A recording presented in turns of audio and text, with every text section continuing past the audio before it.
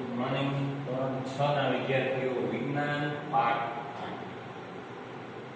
પાઠનું નામ છે શરીરનું હલનચલન.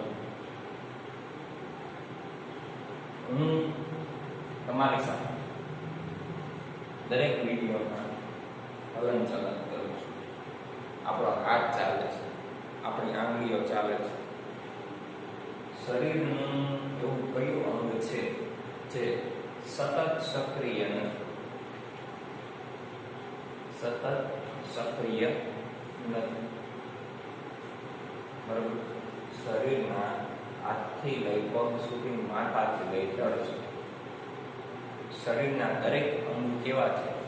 સતત ગતિશીલ છે, એટલે સતત ચાલતા રહે તેવા છે.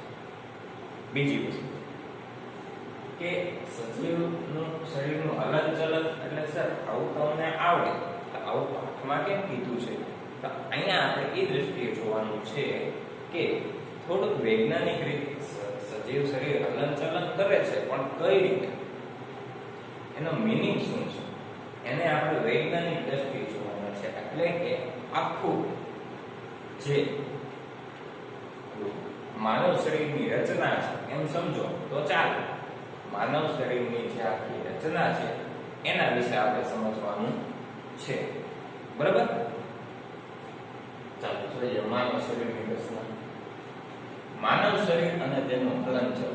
મેં તમને કીધું એમ કે સજીવનો દરેક અંગ સતત કેવો રહે છે? હલનચલન કરતો રહે છે. માથાથી લઈને પગ સુધી અને હાથથી લઈને ધડ સુધી સતત કેવો રહે છે? ગતિશીલ રહે છે. પછી આ ગતિશીલ રહેવાનું કારણ શું?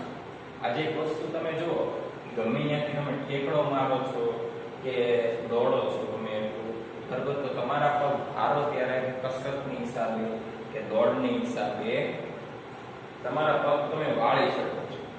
શું કરી શકો છો? વાળી શકો છો. વાળી શકો છો એનો મીનિંગ શું થાય કે તમારા બે પગના સાંધા વચ્ચે કંઈક એવું જોડાણ છે કે જેને લીધે તમે વાળી શકો છો. બરાબર? આ હાથ છે એને હું આમ વાળી શકું, આમ વાળી શકું, કે પછી આમ વાળી શકું. બરાબર? તો કંઈક એવું જોડાણ હોય છે. એ જોડાણને શું કહે છે? સાંધો કહે છે. શું કહે છે? સાંધો કહે છે. આ સાંધો શરીરના અંગોને હલનચલન કરવામાં મદદરૂપ થાય છે. શું કરવામાં મદદરૂપ થાય છે? શરીરના અંગોને હલનચલન કરવામાં. પહેલો સાંધો છે ખલદસ્તો સાંધો. ખલદસ્તો સાંધો એટલે શું? તો કે ગોઠણનો ભાગ. શું કહેવાય એને? ગોઠણનો ભાગ. તેની હિસાબે પગનું સતત ચાલવું, અને જો વધારે પડતું પગ ચલાવી ગયું તો એને દુખાવો કરવો, સાંધાનો દુખાવો. બરાબર? પછી છે ઉખળી સાંધો. ઉખળી સાંધો એટલે શું? તો કે હાથીની સૂંઢ જેવો હોય છે. આમ આપણા હાથમાં જે આમ આપણે વાળી શકીએ ને, એને ઉખળી સાંધો કહેવાય. બરાબર? પછી મિજાગ્રા સાંધા. મિજાગ્રા સાંધા એટલે મિજાગ્રામાં કેવું હોય કે જ્યાં ત્યાં હોલ પાડેલા હોય અને એમાં બોલ્ટ ફિટ કરેલા હોય. પણ આપણા શરીરમાં બોલ્ટ ફિટ કરેલા નથી હોતા, પરંતુ હાડકાઓ એકબીજા સાથે એવી રીતે જોડાયેલા હોય છે. એમાં જો તમે ચોકડીમાં તમે જો તમને શરીરના કંકાલનું ઉદાહરણ આપ્યું છે. હાડકાઓ એકબીજા સાથે એવી રીતે જોડાયેલા હોય છે કે શરીરના મિજાગ્રા હોય, દાખલા તરીકે દરવાજામાં મિજાગ્રા કેમ ફિટ કરેલા, એવી રીતે મિજાગ્રા સાંધામાં ફિટ કરેલા હોય છે.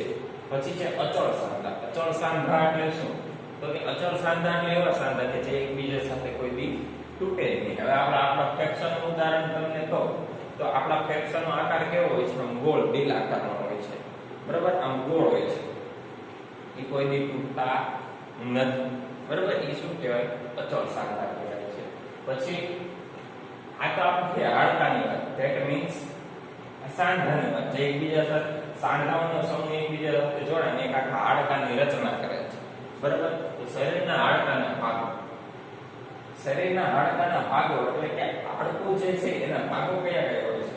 તો કે હાથની અસ્થિ, આપણી જે આંગળીઓ છે. તમે ઘણી વખત જો કે તમે કોઈ પણ ભૂતના પિક્ચરમાં કેમ તમે જોશો ને, હાથની મૂવમેન્ટ એવી રીતના બતાવે કે આપણે ડરી જઈએ.